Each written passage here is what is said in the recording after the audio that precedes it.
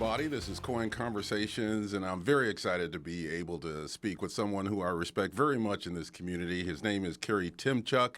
He's the executive director of the Oregon Historical Society, and Kerry is all about Oregon. He is a fifth-generation Oregonian.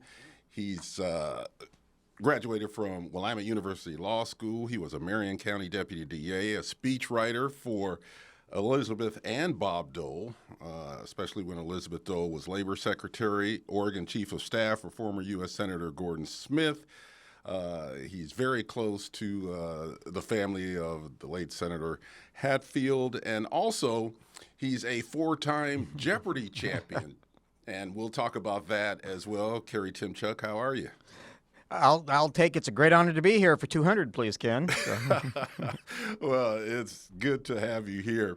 Let's talk about Oregon Historical Society, first of all. We'll get into a little bit of your background, but as executive director of the Oregon Historical Society, what is your role, and what is the role of the Historical Society? Well, you bet. It's been my privilege to be executive director there for 14 years now, hard as it is for me to believe. And the Historical Society is, every state has one. Our mission here in Oregon is to preserve Oregon's history and to make it accessible to everyone. We do that through our world-class museum and research library in the heart of Portland, in the art district here in Portland, the park blocks. We have a 100,000 square foot warehouse in Gresham, where we keep the vast majority of the collection. And of course, we have a very robust digital and online presence with a website. We operate the Oregon Encyclopedia, which is essentially Wikipedia for all things Oregon. Only everything is true on the Oregon Encyclopedia, it gets over 1 million hits a year now, and then full of information and great entries on all the people, places, and things that have made Oregon, Oregon. We have a great lecture series called the Marco Hatfield Speakers Forum that brings 4 or 5 great historians, biographers, authors to Portland every year. There's always something going on at OHS.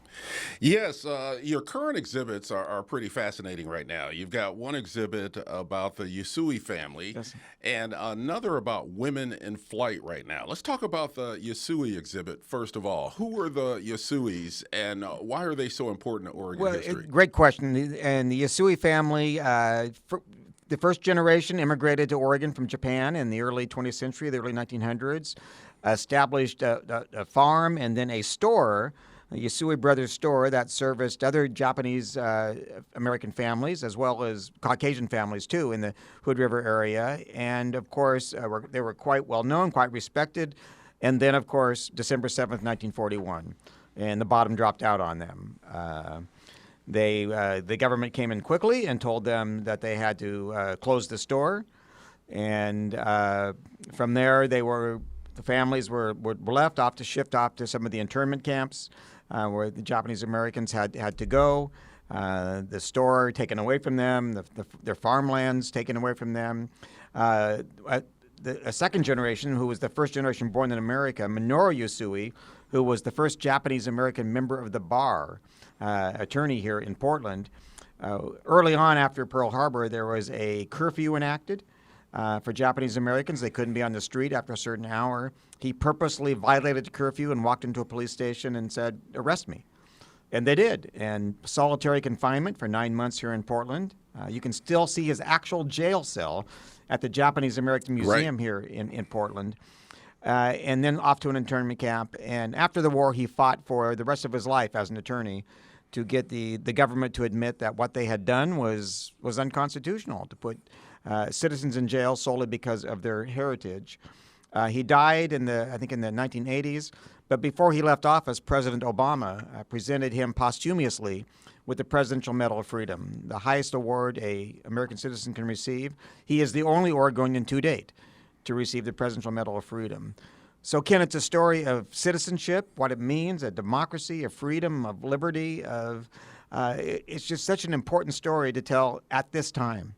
And it's in the context of what was happening to all Japanese Americans, especially here in the Pacific Northwest. A lot of people don't know that the Expo Center was the place. It was the livestock center back then, a livestock Correct. exchange. Yeah, it's as you said, it's a unique story, but it's not a unique story because there are so many other Japanese Americans here in Oregon and Washington and California, the West Coast, who are going through a similar experience. And yes, before they were taken to the camps in Idaho, Wyoming, where most of them were, they were housed in the livestock.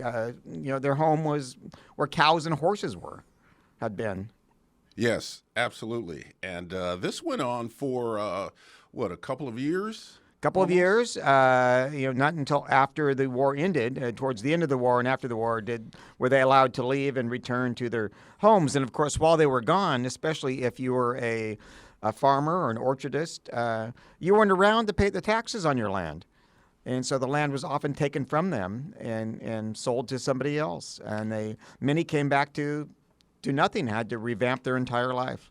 Yeah, and the Yasuis had a farm store out in the Hood River area. Right. And that was the business that the family was running at the time of Pearl Harbor. And then when the order came in that all citizens of Japanese descent could not live in this area, and that's why they were shipped off to correct. And they camps. were the store. They sold almost a whole lot of items there, not just things for the farm, but for things for everyday life. And the government gave them a couple weeks after December 7th to sell what they could, and then they just stored the rest in a barn out in that area, and then almost forgot about it. And then years later, decades later, they went into the barn, and there it was, frozen in time. And that's when they contacted us and asked if we would like the materials, part of our collection, and that's when we began to work with the family on an exhibit that tells this remarkable story. And you've got a recreation of the Yasui store as part of that exhibit. Yes, absolutely. Yes. Well, let's talk about the other exhibit that you've got going on right now. First of all, how long is the Yasui exhibit? The Yasui exhibit is going to be here well into next year. It's an important story to tell next year. As you know, Ken, is America's semi-quincentennial, the 250th anniversary of the Declaration of Independence. And this is a story that deserves telling during that time. So visitors will have a long time to come in and see it and appreciate it. Yes, and the Oregon Historical Society is located in downtown Portland on Park, almost directly across the street from the Portland Art Museum. Correct. Let's talk about your other big exhibit that you've got going on now. It's Women in Flight. And She Flies with Her Own Wings, the Yes. golden age of Oregon aviation, which was the 1930s when aviation and flying really began to take off, for lack of a better term, here in Oregon and across the country. We have an airplane in the building for the first time, a great little plane that flew in and out, mostly to the Bernard Field, which is the Beaverton Airport. There was an airfield. A farmer turned his field into a grass airport out there and flew in and out of that. And you mentioned women, and a lot of profiles in the exhibit about some pioneering women pilots. There was a flight school here in Portland called the Tex Rankin School of Flying, a very well-known flight school. And Tex was a capitalist at heart. He wanted people to pay him, and he didn't care who they were. And he took women as students in his flight school, where many flight schools did not, because they figured that women weren't ever going to become, pilots. So, but Tex took women students, and so a lot of the early pioneering women aviators here and on the West were trained here in Portland, and have some profiles of them in the exhibit. you also have the Oregon Experience, which is a permanent exhibit on the ground floor of the Oregon Historical Society. Just go through some of the artifacts and historical significance of those items. Oh my gosh, so many. It's a relatively new exhibit, opened just before COVID, completely redid the old exhibit, and this one is chock full of items, also interactives.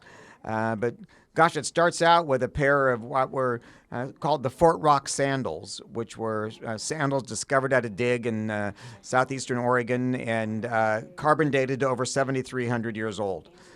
So the first residents of this area.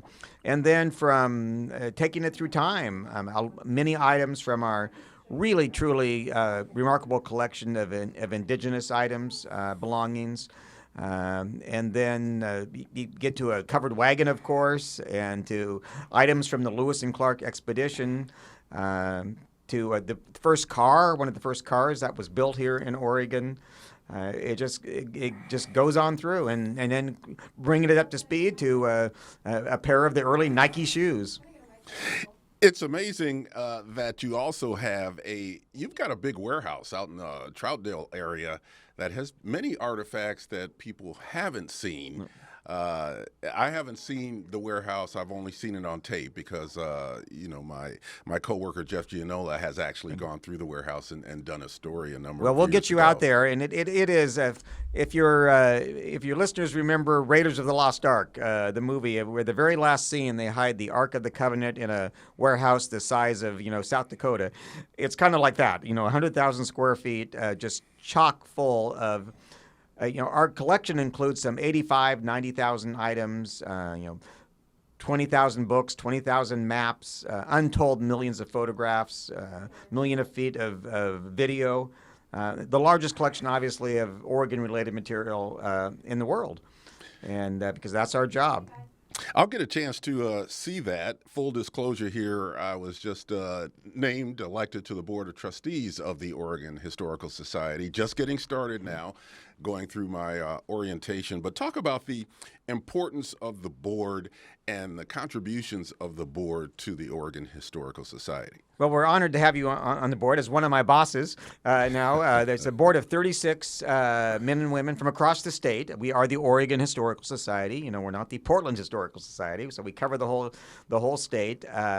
They serve as a key, asset for the board, providing oversight to myself and to the other senior executive team. They serve on committees, from the finance committee to the collections committee. They're advocates for OHS out in the public. It's really an outstanding board, and so appreciative of those who serve to help us fulfill our mission. Yes. How do you choose people for the board? Because honestly, I was a little surprised since I'm not a native Oregonian. I've been here for 43 years. You don't have to be a native Oregonian to serve on the board. We look for people who love history, and we, many of folks on the board, and myself included, saw the reports you were doing, the back on history here in Portland, and your obvious love of the area and love of history, and it seemed to us you'd be a natural candidate, and we were delighted that you accepted. And I'm looking forward to being an active participant on the board as well. So thank you for the invitation, and I consider it quite an honor. You made it a point to say this is not the Portland Historical Society, even though your offices are based here. But this is the Oregon Historical Society. So what type of outreach do you do or would you like to do to other parts of the state? Well, there are small county historical societies in almost every county in Oregon, and most of them operate with maybe one or two paid employees and mostly volunteer staff. And we, as kind of the big person on the block, we offer help to them. Sometimes send them exhibits, provide expertise to them, and also have programs around the state. In our Hatfield series now. I guess if there was lemonade from the lemon of COVID, it's that it made us more the Oregon Historical Society, because it used to be you had to come to downtown Portland to hear one of the great speakers that we had at the Schnitzer Auditorium for the Hatfield series. And during the COVID, of course, we moved everything to Zoom, and you could watch a live stream, and people from across the state really enjoyed being able to see these big name speakers like Doris Kearns Goodwin, who we have coming again in September. And so after COVID ended, of course, we easily made the decision that we had to offer people a choice. Well, come in person or watch a live stream. And so folks from Ontario or Astoria or Brookings or Medford, they don't have to drive to Portland. They can enjoy these great lectures via live stream. That's excellent. How has technology changed things at OHS? Well, mostly the Zoom technology now for meetings and the live stream and digitizing.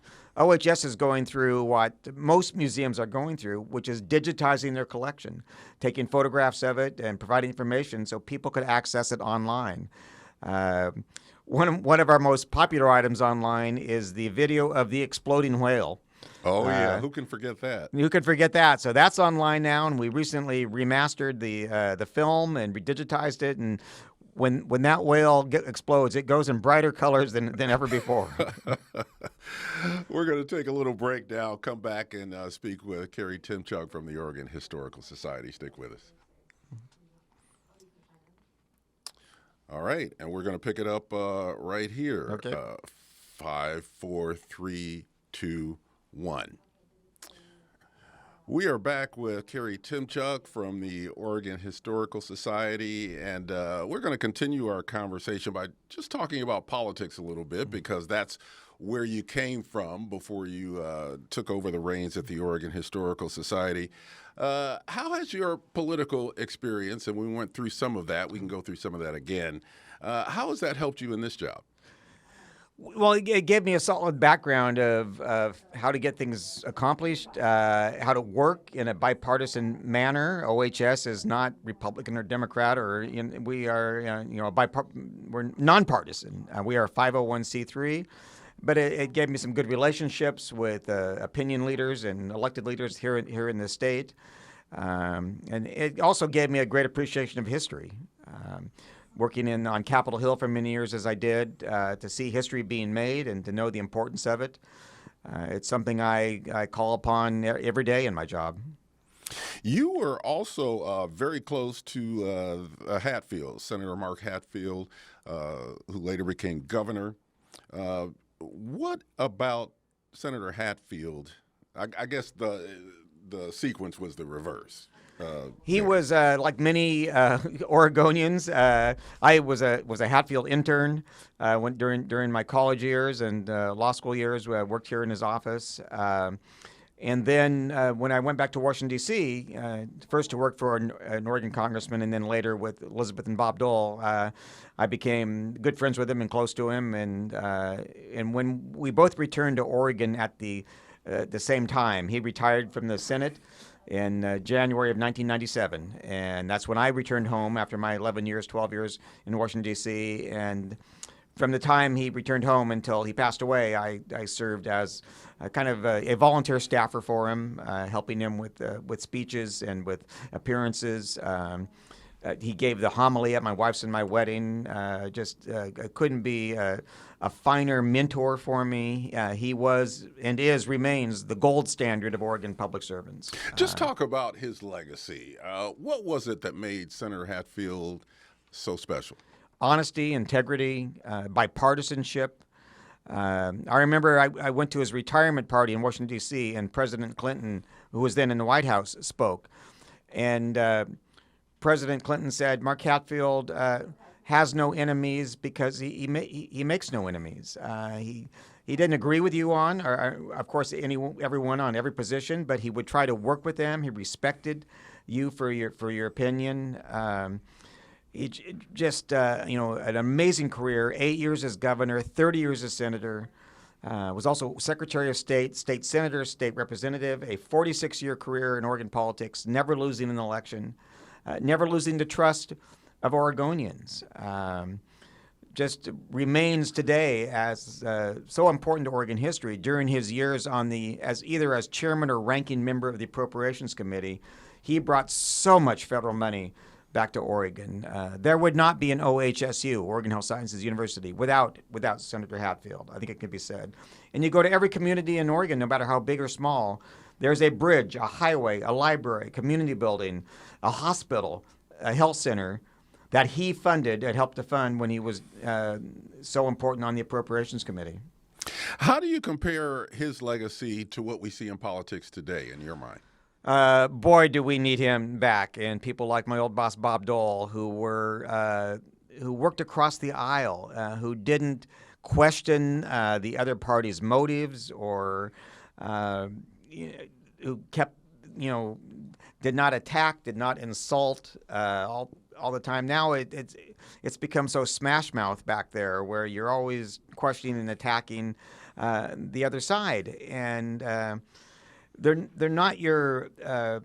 They shouldn't be considered the party as your enemies. They're your colleagues. Sometimes they're your opponents, but you're not their enemy. You're not enemies. You're working together to make things better for America. And I just so regret the lack of bipartisanship that is going on both sides of the aisle back in Washington, D.C., and sometimes in Salem as well. Do you think that the pendulum at some point will swing back? I hope so. The ultimate judges of that are us, are the American people, the voters.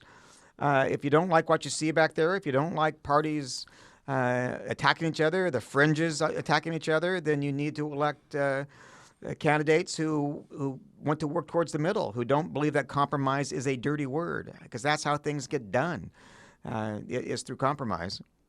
Yeah, we look at that now, and it seems like both parties are so ingrained into their own camps. They've decided that okay, if you're not with us, you're against us. You alluded to that in your answer to the prior question.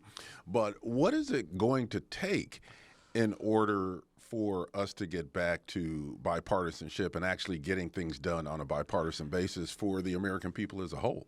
If I knew that, Ken, I would be spreading that word. I just, again, people, the responsibility rests with the voters. We get to vote in congressmen and legislators and governors and senators and presidents, and we just need to. I would hope insist that we elect candidates who understand, again, that compromise is how things get accomplished.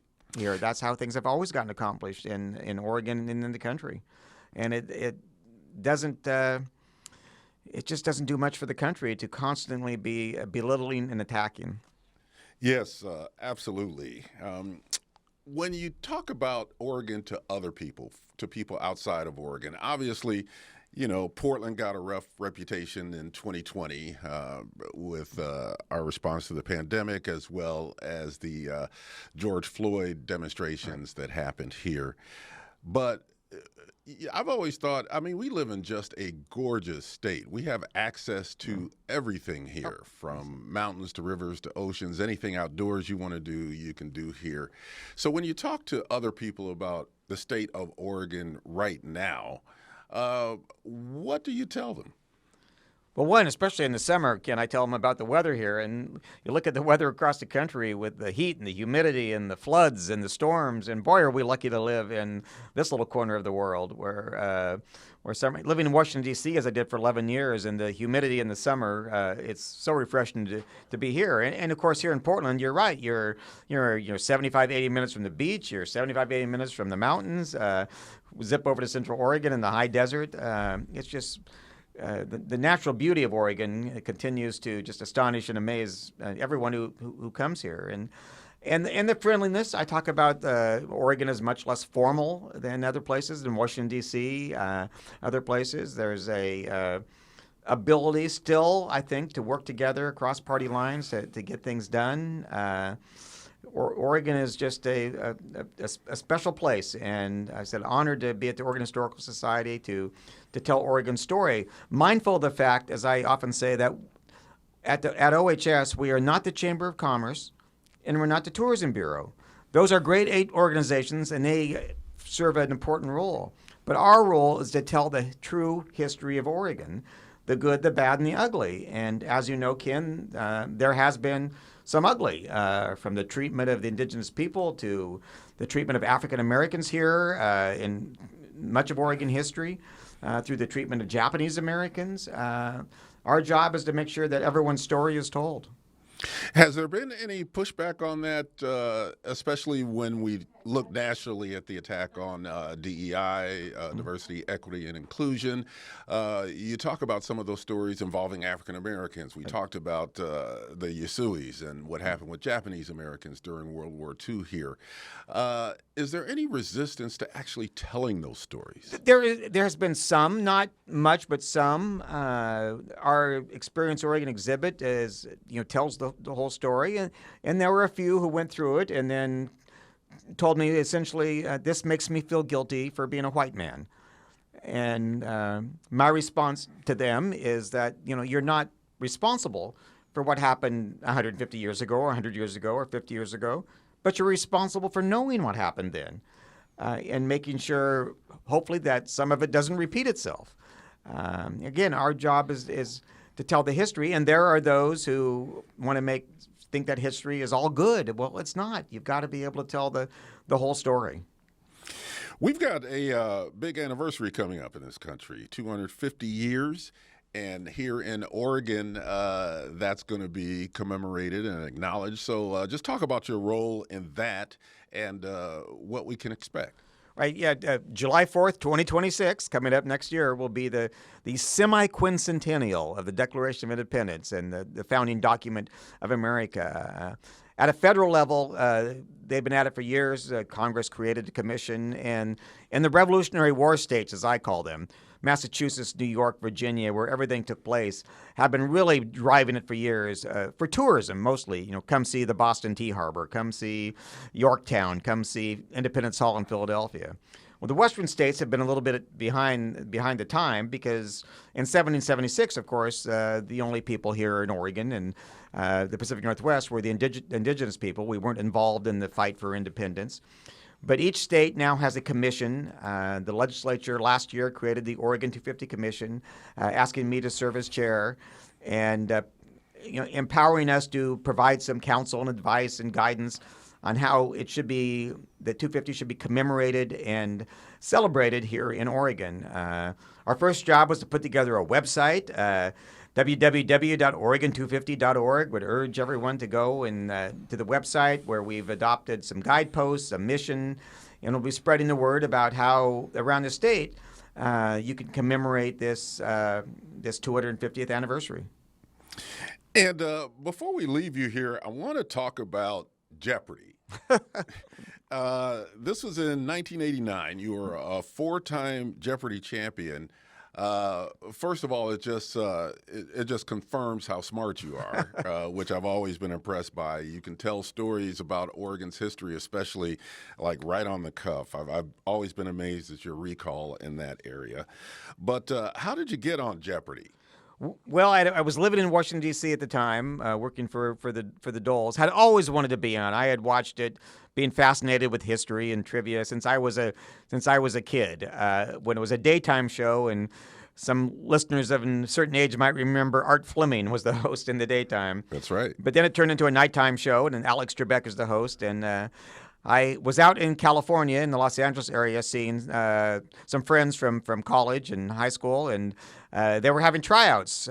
This was back in the day before they did, virtual tryouts, and so I went down to the studio and tried out, and they called me a little bit later and said, we'd like to have you back, and flew out again from Washington, D.C. to be on the program, and as you said, was fortunate enough to win 4 times before losing the 5th, and back in that day, you could only win 5 times. If you won the 5th, you came back for the Tournament of Champions. Now, of course, famously Ken Jennings, 75 times, and people can win as often as they can. And I lost that 5th game. Not that I still fixated on it all these years later, but I do, which would decline me the chance to be an undefeated champion and come back for the Tournament of Champions. Yes. Do you still watch the show today? Almost every night. Either watch it or tape it just to see if I can still compete. And I would say the questions have gotten harder and more difficult, or maybe I've just forgotten more, or if they have a category now about something that I'm not very familiar with, like, today's music or whatever, I have some miss out on some of those questions, but it's still fun to watch and play along.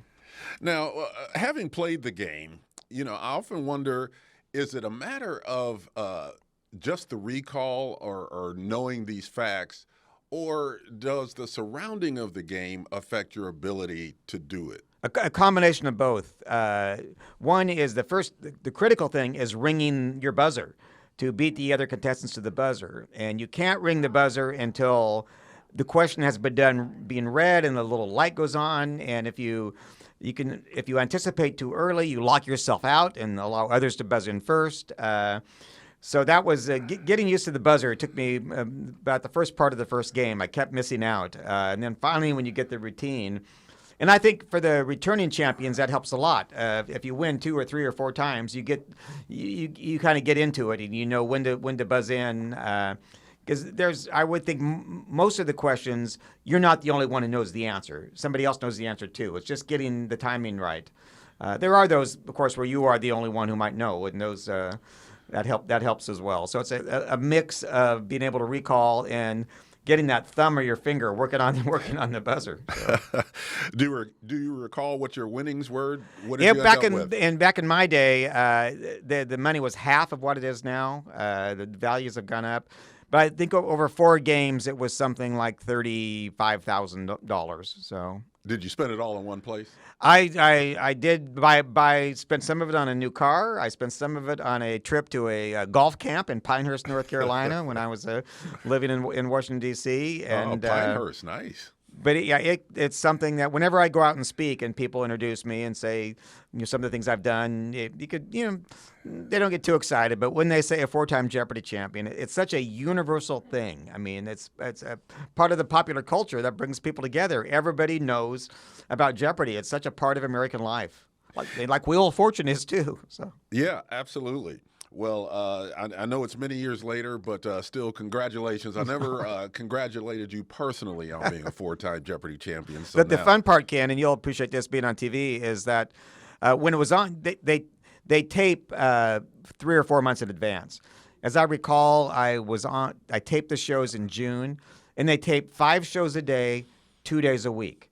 So they get 2 weeks of Monday through Friday shows done in 2 days. Not a bad deal.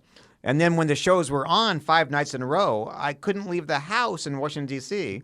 without somebody recognizing me. People would come up to me in the street, and you could see that for some of the people, they didn't quite understand. They thought that maybe I was going to be live on TV that night, and they would see me in Washington, D.C. and think, well, I kind of know that the show is taped in California, so why are you here? How can you get to California by tonight to be on my TV? So I had to explain to them, pop their balloon, that it didn't come live to them every evening. So, well, we're almost out of time, Kerry, but I just want to say thank you again for coming here and just briefly give us an idea of what we can expect in the near future for the Oregon Historical Society. Well, just continuing on our mission, would encourage everyone to come to the museum. Of course, for Multnomah County residents, because of a levy that they passed in 2010 and renewed twice, you have free admission. Free admission is a very good price, as the late, great Tom Pete might have said. But so come down to the museum and see what we've got. And if you're doing any research, our world-class research library, we get a lot of what I call house genealogy now, Ken. Somebody will buy a house over on 1323 Hawthorne and come to the library and say, what do you got on my neighborhood? Do you have blueprints of my house? Do you have photos of from 75, 100 years ago? So there's the research library is also free to all Oregonians. We hold things in trust for Oregonians. So come and take advantage of the library and the museum, and visit www.ohs.org to find out what's coming. That was my timer. So that right on time.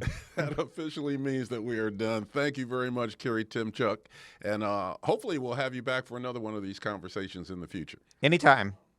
Thank you.